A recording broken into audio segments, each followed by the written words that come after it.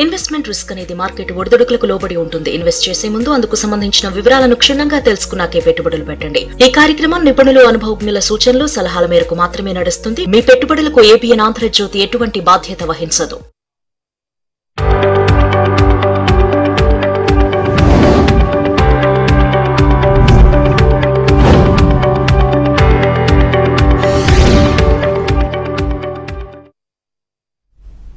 నమస్తే, welcome to ABN business.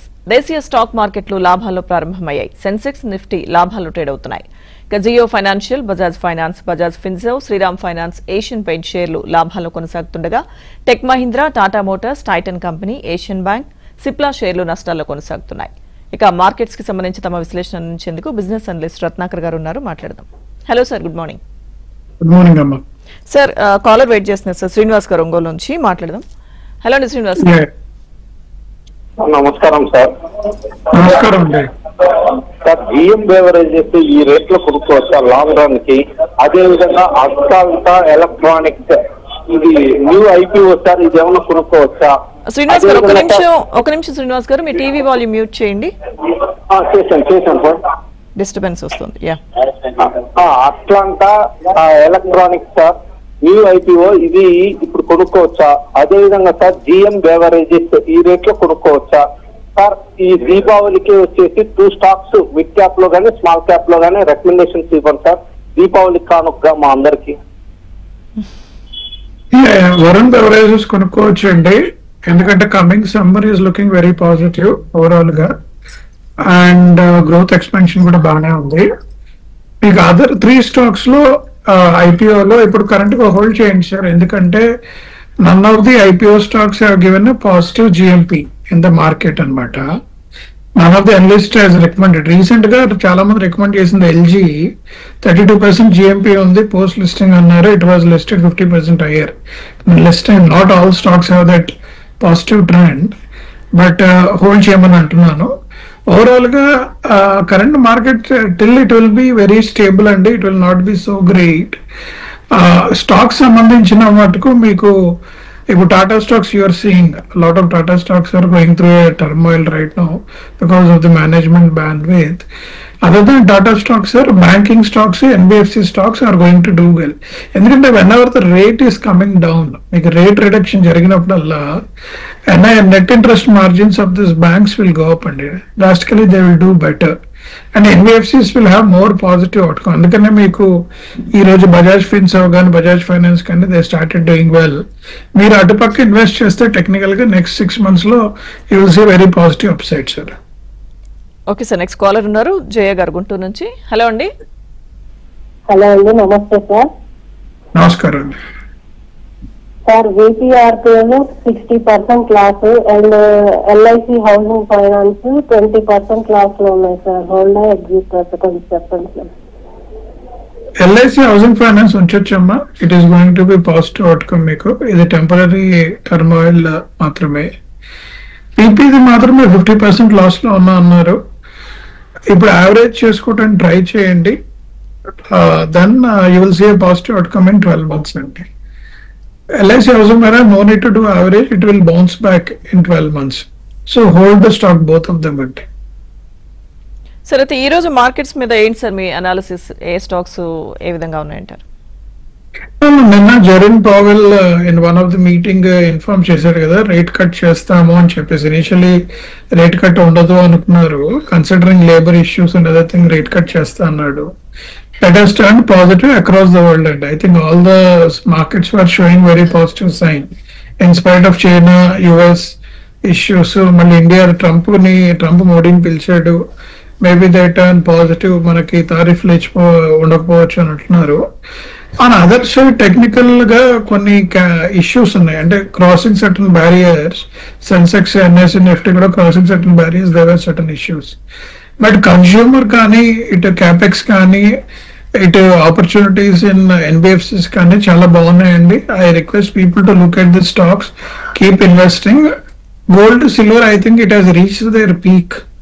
ఇక్కడ నుంచి ఫర్దర్ గ్రోత్ అనేది చాలా కష్టం. In spite of recommendations, I'm telling all the investors to be cautious in investment in this segment. Okay, next caller ఉన్నారు sir Guntur నుంచి వెంకటేశ్వర్ గారు. హలో అండి. నమస్తే అండి. నమస్కారం సార్. నేను ప్రతి నెల అది మ్యూచువల్ ఫండ్స్ లో అంటే ఆదిత్య బిర్లా సన్ లైఫ్ ఒకటి, మిరే ఎసెట్, బ్లూ చిప్ అండ్ ఒకటి, Nippon India small cap, Nippon India large and mid cap fund లో ప్రతి నెల 7,000 స్విచ్ చేస్తున్నాను. ఇప్పుడు దాన్ని ఆపేసేసి గోల్డ్ సిల్వర్ ఈటీఎఫ్ లో ఏమన్నా ఇన్వెస్ట్ చేసుకోవచ్చు. ఇప్పుడే అన్నాను సార్, గోల్డ్ సిల్వర్ ఈటీఎఫ్ మీరు చాలా మంది అనలిస్టులు చదివితే it has reach the peak in the rate అండి. ఇవన్నీ ఎందుకు వచ్చాయి అంటే ట్రంప్ తారీఫ్ ఇష్యూస్ మూలంగా ఆల్టర్నేటివ్ అసెట్ క్లాస్ కి అందరు మూవ్ అయ్యారు, దాని మూలంగా ఎఫెక్ట్ వచ్చింది. Maybe it's wrong time to invest. But if you want do ETF continue to invest అనుకుంటే గోల్డ్ ఇన్వెస్ట్ చేయండి. Gold is always a positive outcome for you compare to silver. Silver growth because gold price పెరగడం వలన silver కి impact వచ్చింది. అందరు gold నుంచి silver కి move అవటం, ఇప్పుడు అందరు 9 carat gold, 12 carat gold, 18 carat gold అని వెళ్తున్నారు. ఇంతకుముందు మనకు 24 and 22 క్యారెట్ గోల్డ్ ఉంటుంది. Government also recognize 9 carat gold. So 1 gram gold లో ఉన్న బ్లూ స్టోన్ ఇలాంటి స్టాక్స్ లో మీరు ఇన్వెస్ట్ చేస్తే you will see a positive outcome in coming years. Okay sir, అయితే మార్కెట్స్ ప్రెసెంట్ ఉన్న సిచ్యువేషన్స్ లో ఇప్పుడు కొత్తగా ఇన్వెస్ట్ చేయాలనుకున్న వాళ్ళు లాంగ్ టర్మ్ కి వెళ్తే బెటర్ అంటారా? ఏదైనా లేకపోతే స్టాక్ ని బట్టి డెసిషన్ ఉంటుందా? ఈ రెండు ఉన్నాయండి. చాలా మంది కన్ఫ్యూజన్, ఏ స్టాక్ పెట్టాలి ఏ స్టాక్ పెట్టకూడదు అనే point. There are fundamentally few good mutual funds which are investing in equity stocks. అందులో mid cap and small cap లో కొంతమంది స్పెషలైజేషన్ అయి ఉన్నారు. అటు పక్క కనుక మీరు ఇన్వెస్ట్ చేయగలిగితే they will balance the return అండి. యావరేజ్ గా మీకు రిటర్న్ ఎలా ఉంటుందంటే 15 to 25% మధ్యలో రిటర్న్ ఉంటుంది for the investments what we are doing. Market is going to turn positive. ఇప్పుడు మనకున్న 80,000, 85,000 సెన్సెక్స్ ఆర్ 25,200 రూపీస్ నిఫ్టీ ఏదైతే ఉందో it is expected to reach at least 50,000. అదొక 1,50,000 కి వెళ్ళే అవకాశం ఉంది next 5 years. Indian market is looking very very positive. But ఒకే ఒక కన్సర్న్ అందరూ రేస్ చేస్తారు ఏంటంటే ఇప్పుడు సో మెనీ ఐపీఓస్ వచ్చి మార్కెట్ లో మనీని సక్ చేస్తున్నాయి. ఈ సక్ చేయటం వలన ఇంకా లిక్విడిటీ ఉందా, ఇండియన్ మార్కెట్ లో లిక్విడిటీ తగ్గుతుందా అనే పాయింట్ పెరుగుతుంది. Whether IPOs will do well or not well, it will only market will decide అండి. They are all saying be cautious, IPOs కి ఇంకా మార్కెట్ తగ్గుతుంది అనే పాయింట్ చెప్తున్నారు, మార్కెట్ లేదని. So I request people to use mutual funds in mid and small cap stocks లో invest చేసే కొన్ని ఫండమెంటల్లీ స్ట్రాంగ్ మ్యూచువల్ ఫండ్స్ ఉన్నాయి. Please look at them and invest under SIP అండి. ఓకే సార్, కాలర్ ఉన్నారు నంద్యాల నుంచి వేణు గారు. Hello అండి. Madam నమస్తే. మేడం నమస్తే అండి, మాట్లాడండి రత్నాకర్ గారు. సార్ నేను నమస్తే సార్. గుడ్ మార్నింగ్ అండి. Hello good morning sir. నేను ఐఆర్ఎఫ్సిని 172 లో కొన్నాను సార్. 20% లాస్ లో ఉన్నాను సార్. దాన్ని ఇప్పుడు ఏమన్నా సెల్ చేయమంటారా, యావరేజ్ చేయమంటారా? అలాగే బిహెచ్ఈఎల్ ఈ రేట్ లో ఎంట్రీ కావచ్చా? బిహెచ్ఈఎల్ తెలుసు సార్. ఓకే ఓకే, ఐఆర్ఎస్ ఇప్పుడు మీరు యావరేజ్ అవుట్ చేయకండి సార్. అది టెంపరీ ఇష్యూ మాత్రమే, not a long term issue. BHEL anyway government orders, government phenomenon on more tenders coming in the market.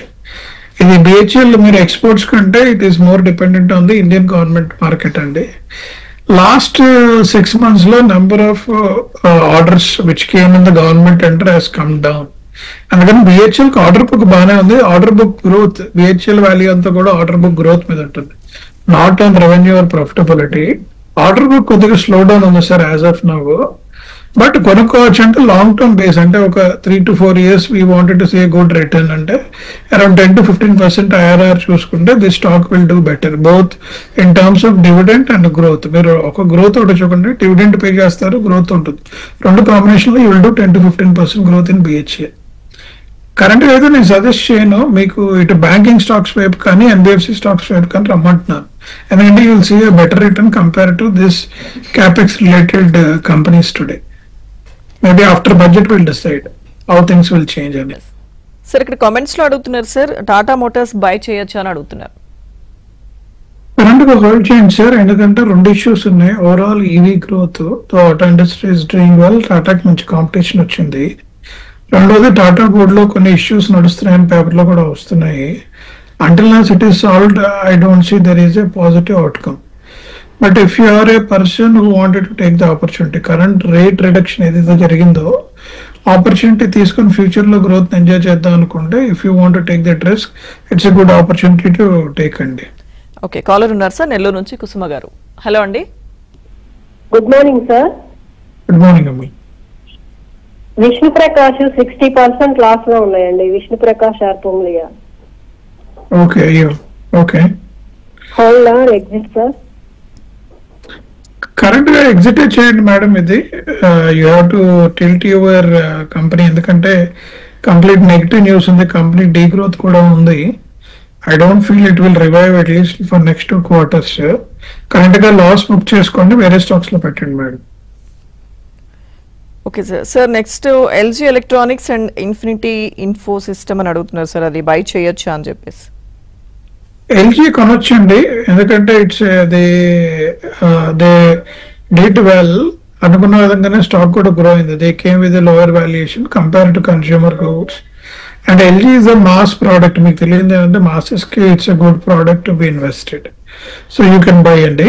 Infinity info మాత్రం hold చేయండి, don't buy right now. We will recommend when the time comes. Though the current growth is there, it is temporary in nature అండి. It's not a long term bet to look at. Sir హెచ్యుడిసిఓకి entry price levels అడుగుతున్నారు sir. Okay okay. HUDC option it's a good price time అండి, ఇప్పుడు కొనుక్కోవచ్చు, ఇబ్బంది ఏం లేదు. Please go ahead and buy the stock. Okay sir, అయితే ఇందాక మీరు గోల్డ్ లో ఇన్వెస్ట్ చేసే వాళ్ళకి అంటే ఒక చిన్న అలర్ట్ లో చెప్పారు కదా సార్, అది లాంగ్ టర్మ్ కంటారా short term కంటారా?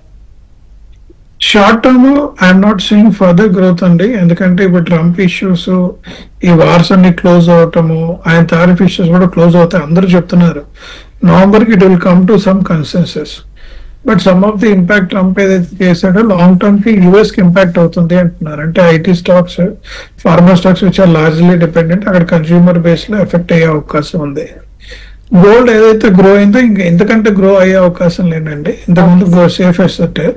And India still seen very positive. మీరు చూసుంటే నిన్న వరల్డ్ ఫోరం కూడా overall world is going to have a slow growth, India is continue to do well at 6.6% అంటున్నాడు. So Indian stocks are going to do well అండి. Okay sir, thank you so much sir Ratnakar గారు, markets మీద మీ analysis అందించినందుకు thank you very much. ఇక ఇది ఇవాల్టి ABN business. Keep watching.